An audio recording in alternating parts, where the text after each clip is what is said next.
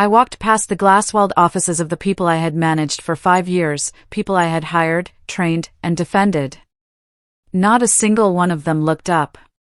They stared intensely at their keyboards, terrified to witness the execution taking place in the hallway. At the end of the long corridor, my father, Leland, stood with his back to me, staring out the window at the city skyline. Beside him, my younger brother Preston leaned casually against the doorframe, a cruel smirk playing on his lips as he checked his expensive watch, acting like my life falling apart was boring him. "Dad," I choked out, my voice cracking under the weight of the moment. "Please. Just look at the logs. You know I wouldn't do this." Leland didn't even turn around. His shoulders were stiff, his posture radiating cold disappointment. "Get her out," he said to the guard, his voice flat and final. The elevator doors dinged, sealing me out of the life I had built. As the metal doors slid shut, the last thing I saw was Preston winking at me. I stood in the descending box, holding a cardboard box filled with trinkets, while my heart shattered into a million jagged pieces. My name is Morgan Vance. For 10 years, I was the chief operating officer of Vance Structural, the premier steel supplier for the entire Midwest skyline. I was the first one in the building at 5 a.m. and the last one out at 9 p.m. My brother, Preston? He usually showed up around noon, took clients to 3-hour lunches, and expensed consulting trips to Vegas that had nothing to do with steel. But he was the son. He was the heir. I was just the daughter who was good with numbers. I genuinely thought that if I worked hard enough, if I saved the company enough money, my father would finally see me as the rightful successor. I didn't realize that in his eyes, I was just the seat warmer. I was keeping the executive chair warm until Preston decided he was ready to sit down. I managed the logistics, the payroll, and the difficult supplier negotiations. Preston managed his golf handicap and his social life. Whenever something went right, Preston stood at the front of the room to take the bow. When something went wrong, I was the one sent in to clean up the mess. I was the engine of the car, but Preston was the one holding the keys, and he was steering us toward a cliff. The nightmare started 3 days ago. I was reviewing the quarterly supplier accounts when I found a $400,000 discrepancy. It was clumsy, a routing number that didn't match our usual vendors and led straight to an offshore gambling site. I printed the evidence, my hands shaking, and went straight to my father's office, thinking I was saving the company from a massive theft. I was so naive. I was wrong. When I walked into the office, Preston was already there, sobbing fake tears into his hands. He had spun the narrative before I even opened my mouth. He told Dad that I had stolen the money to fund a secret startup and that he had caught me trying to cover my tracks. The digital signature on the transfer? It was mine. Preston had stolen my login key while I was at a site inspection. My father didn't ask for my side of the story. He didn't ask to see the IP address logs. He just threw the file at my face. The papers scattered across the floor like dead leaves. "I raised a thief," he spat at me. That hurt more than the accusation. He believed the lie because he wanted to believe in his son.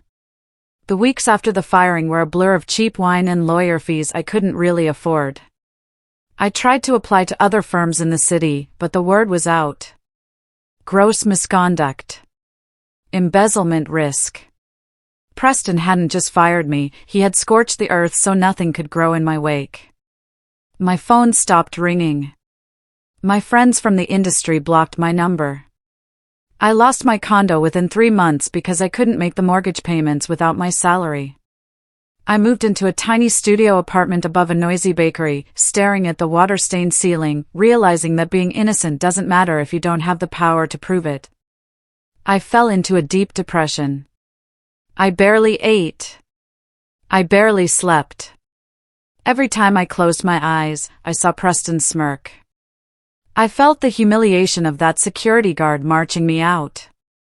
But slowly, that sadness turned into something else. It hardened into a cold, heavy stone in my gut. I realized I had 2 choices. I could let them destroy me completely, or I could use the skills they exploited to destroy them.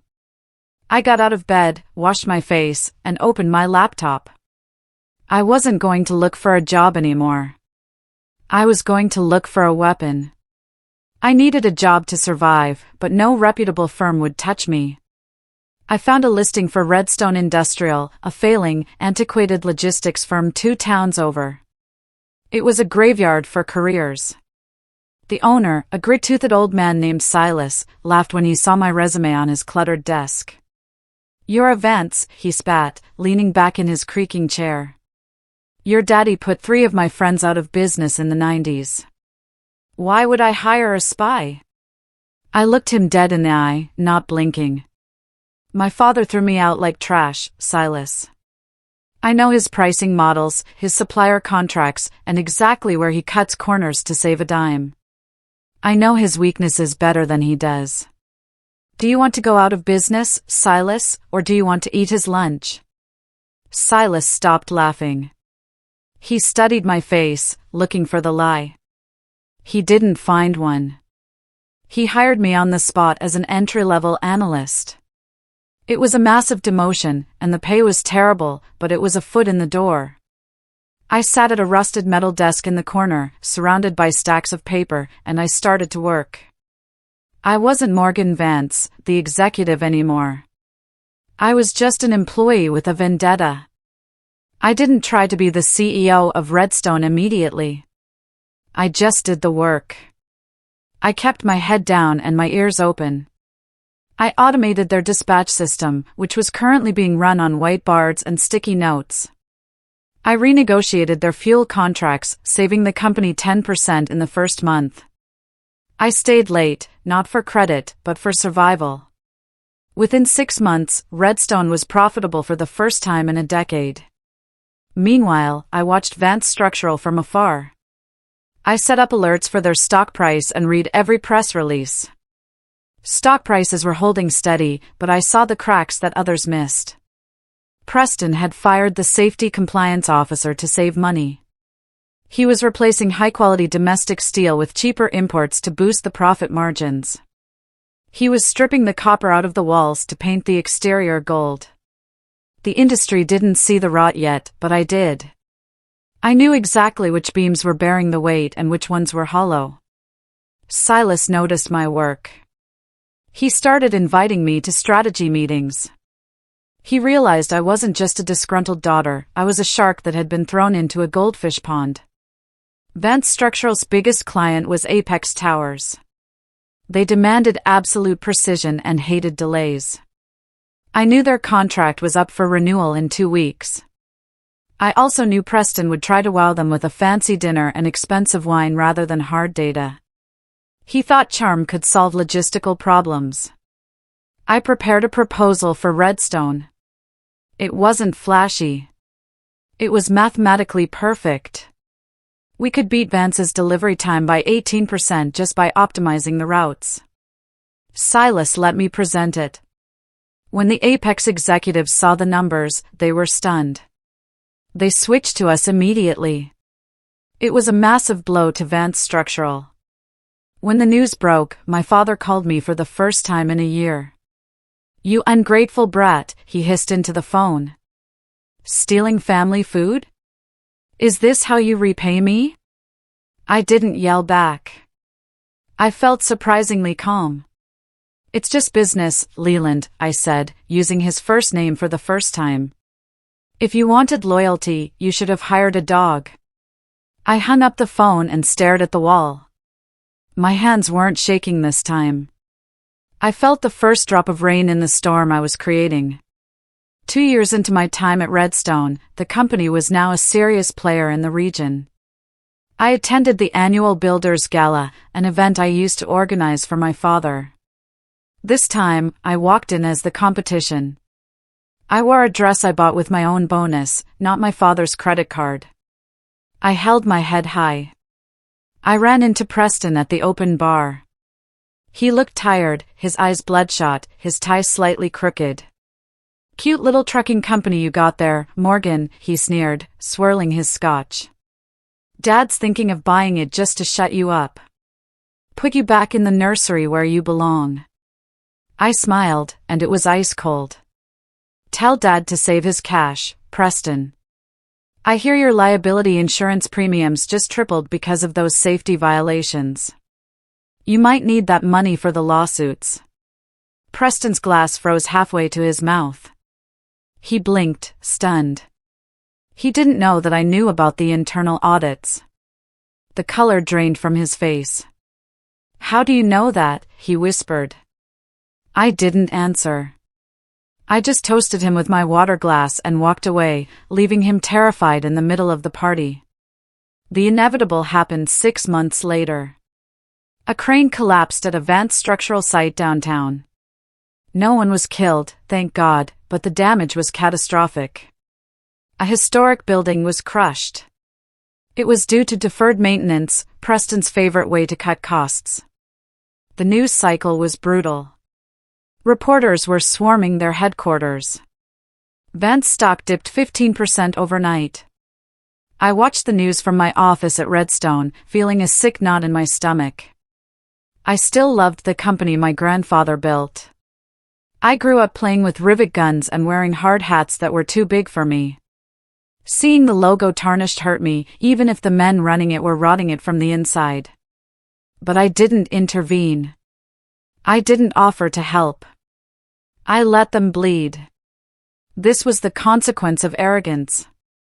Preston had treated the safety regulations like suggestions, and now the bill was due. I turned off the TV and went back to work. If they were going to destroy the legacy, I had to be ready to pick up the pieces when they fell. The collapse wasn't the end, it was the opening I needed. I started digging deeper into Vance Structural's public filings. The numbers didn't add up. They were still projecting profits despite the accident and the insurance hikes. How? It didn't make sense. I spent nights poring over their financial disclosures, looking for the trick. I finally found it in the tiny footnotes of a quarterly report. Preston had taken out a massive, high-interest loan from a predatory private equity firm to cover the losses and pay dividends to keep the board happy. It was a desperate move. The loan was collateralized against the company's physical assets, the trucks, the machines, the land. If the stock dropped below $10 a share, the bank could seize everything. They were leveraging the furniture to pay the electric bill. Preston was gambling with the entire company, betting that the market would bounce back before the loan came due. It was reckless. It was stupid. And it was exactly the weakness I had been waiting for. They were walking on a tightrope over a pit of spikes, and they didn't even know I was holding a pair of scissors. Silas called me into his office on a rainy Tuesday. The room smelled like old paper and cigars. He looked tired. He told me he was retiring. He wanted to go fishing and forget about steel and trucks. He didn't sell the company to a stranger or a competitor, he offered me the buy-in. You built this place back up, Morgan, he said. It's yours if you want it. I leveraged everything I had. I emptied my savings account, took out a massive small business loan, and signed my life away to buy the controlling stake of Redstone Industrial. I wasn't just an employee anymore. I wasn't just a manager. I was the CEO of the rival firm. I sat in Silas's chair and spun it around. I was now a shark in the same tank as my father. I had resources. I had a fleet. And I had a target. I looked at the picture of my grandfather I kept on my desk. I'm coming for it, I whispered. I'm going to save it by killing it. I knew Vance Structural was desperate for cash flow to service that secret loan. They needed money coming in immediately, or they would default. I had Redstone put out a bid for a massive steel subcontract, work we could have done ourselves, but I decided to outsource it. I made the terms incredibly attractive: fast cash, huge volume, upfront payment potential. Preston took the bait immediately. He didn't check who was behind the subcontract. He just saw the dollar signs. He signed Vance Structural on as a subcontractor for my company. He didn't read the fine print. He was so desperate to show Dad a win that he didn't realize he was shaking hands with the devil. The contract was thick, filled with legal jargon, but the trap was buried on page 42. By signing it, he was putting his neck in a noose, and I was holding the rope. I signed my name on the other line, feeling a grim satisfaction. The game had officially moved from defense to offense. They were working for me now. The contract Preston signed had a strict performance penalty clause. It stated that if the steel wasn't delivered within a specific 2-hour window, the payment for that shipment would be docked by 50%. I knew Preston's logistics were a mess because he had fired the good dispatchers and replaced them with cheap software. The first shipment was late. The second was later. The third got lost entirely. I enforced the penalties ruthlessly. Vance Structural did the work, spent the money on materials, and paid their workers, but I legally paid them almost nothing. They were bleeding cash on every single load. Preston called the project manager at Redstone, screaming, demanding to speak to the owner. My manager just cited the contract. I sat in my office, listening to the voicemails Preston left, sounding more and more manic. He was digging a hole, and I was just handing him a bigger shovel. Every late truck was another nail in the coffin. They were burning capital they didn't have to fulfill a contract that was bankrupting them. It was cruel, but it was necessary. Preston panicked. The lack of payment from the Redstone job meant they couldn't make their loan payment to the private equity firm. I heard through the grapevine that Leland had returned to the office, screaming at everyone. His health was failing, but his anger was keeping him alive. They were burning furniture to keep the house warm. I heard rumors that they were skipping payroll for the executives. The secretaries were whispering. The end was near. They needed a miracle. They needed a white knight. I watched the stock price tick down. $12. $11. $10.50. They were teetering on the edge of the cliff. I knew they would start looking for a bailout. They would look for anyone with cash to save them. It was time for the next phase of the plan. I wasn't just going to watch them fall, I was going to be the ground they hit. I prepared the final instrument of their destruction. It was time to put on a mask and walk right through the front door. I created a shell company named Phoenix Capital. It had no connection to me, no connection to Redstone. It was just a faceless entity with a lot of cash and a generic website.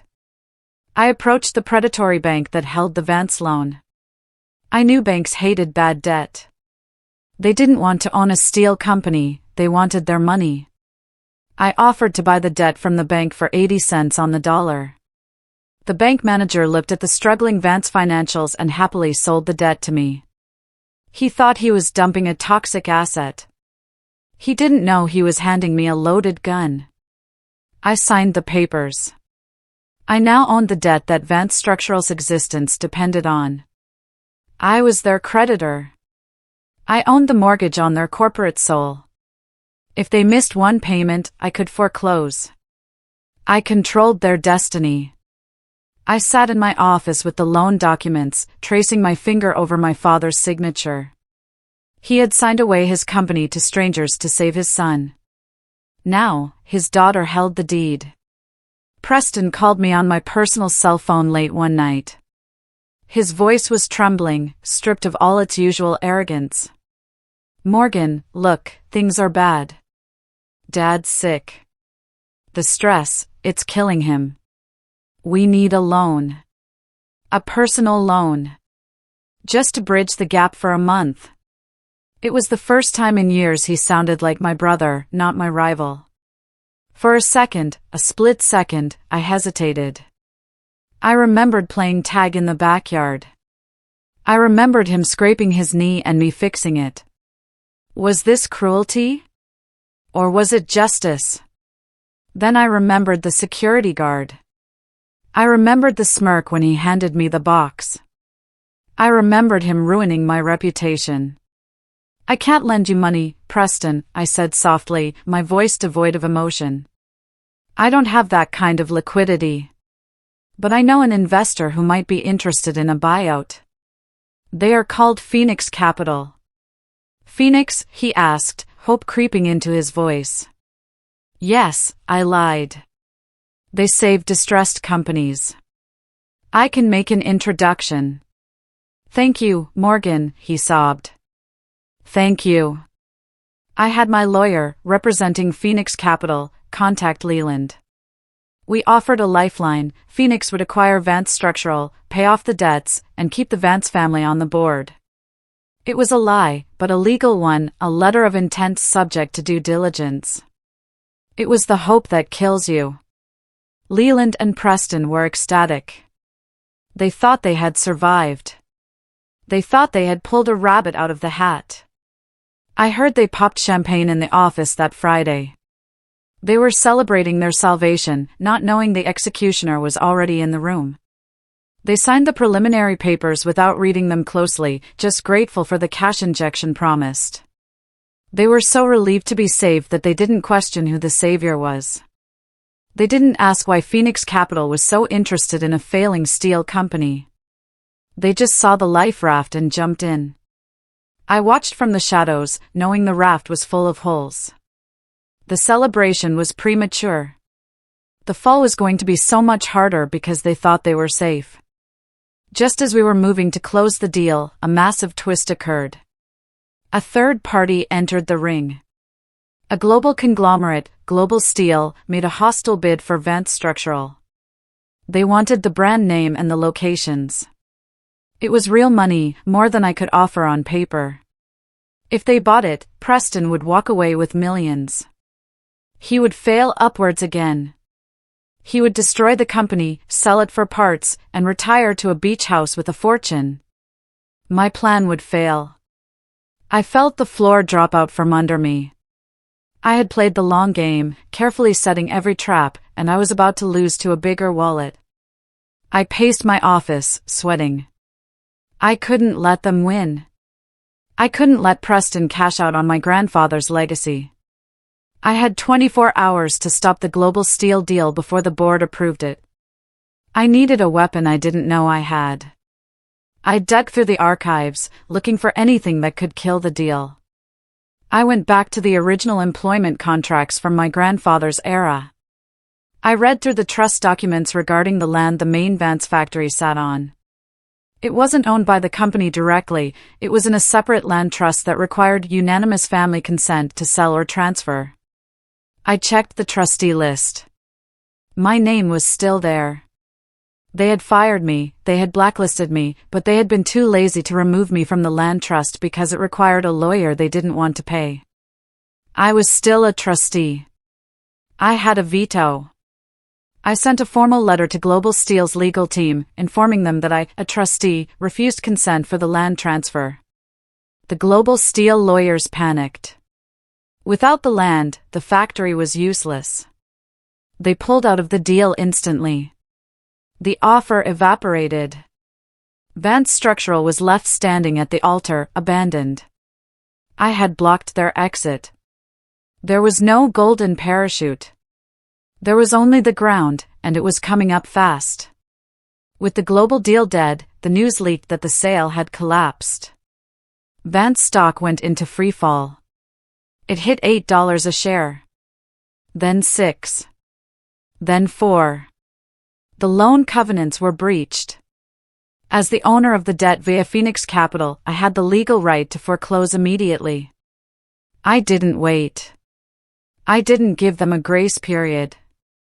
I filed the paperwork at 9 a.m. on a Monday morning. The court granted the motion. The company was insolvent. I instructed my lawyers to seize control. The Vance family was officially locked out of their own bank accounts. The empire had fallen. It was time to go collect the keys. I put on my best suit, the one that made me feel like armor. I checked my reflection. I didn't look like a victim anymore. I looked like the CEO I was born to be. I grabbed my briefcase. It was time to end this. Leland and Preston received the notification via courier. Their company was being seized by their creditor, Phoenix Capital. They were summoned to the boardroom, the same room where I was fired, to hand over the keys and sign the final surrender documents. They still didn't know Phoenix Capital was me. They expected a team of faceless lawyers in gray suits to walk in and give them a check for their trouble. They were nervous, but they still thought they could negotiate a role for themselves. They thought they could charm the new owners.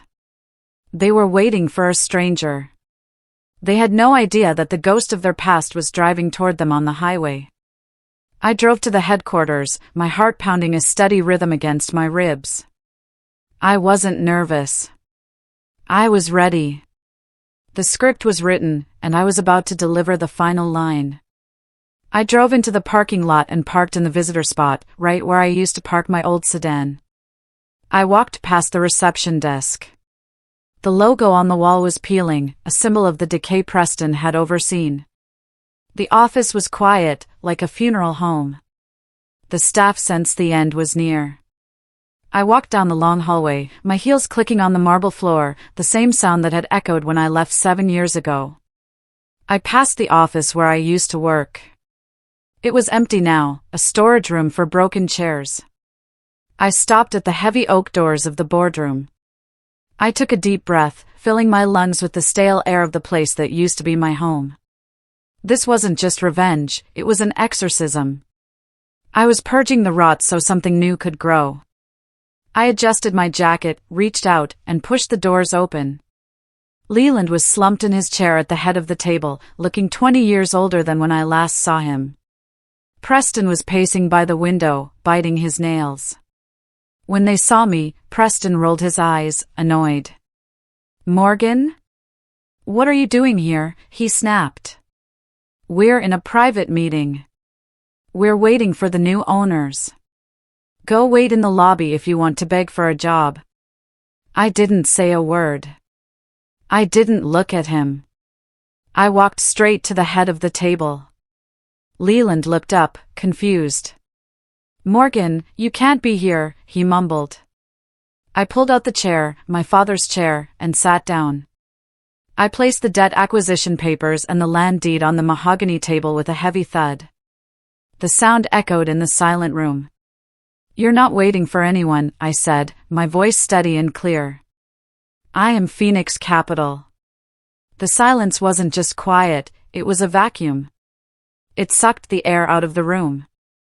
Preston's face went white. Leland stared at me, his mouth opening and closing, no sound coming out. "Morgan," Leland whispered, his voice shaking, tears forming in his eyes. We can work this out. Your family. You did this to save us? We can run it together. You can come back. We'll step back. Just keep the name. Keep the legacy." Preston chimed in, desperate, sweating. "I can run sales. You know, I'm good with people. We can be a team. We can make this huge." I looked at them. I searched their faces for remorse.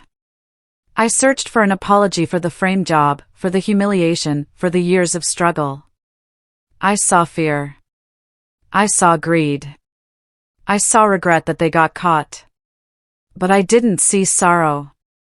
"I didn't buy this company to run it with you," I said. "I have my own company. And Redstone doesn't hire thieves." I opened the folder. "I'm liquidating the assets. The equipment goes to auction tomorrow. The client list moves to Redstone. The building will be sold for scrap." "You can't," Preston screamed. "It's our life." "It was my life too," I said. "Until you burned it." Security came, just like they did for me. But this time, they were escorting Leland and Preston. I stood by the window of the CEO's office, watching them walk out to the parking lot. They carried small boxes, looking small and defeated in the afternoon sun. They got into their cars and drove away, leaving the empire they had squandered behind. Outside, a massive crane was already waiting. I gave the signal to the foreman. The giant steel letters, VANCE, were unbolted from the stone facade. One by one, they crashed onto the pavement below, shattering into twisted metal. The sound was like a thunderclap, signaling the end of the storm. I turned away from the window, picked up my purse, and walked out of the empty room, leaving the door wide open behind me. My phone buzzed in my pocket. It was a notification that Redstone stock had hit a record high. I walked to the elevator, pressed the button, and didn't look back. It was done. I was free.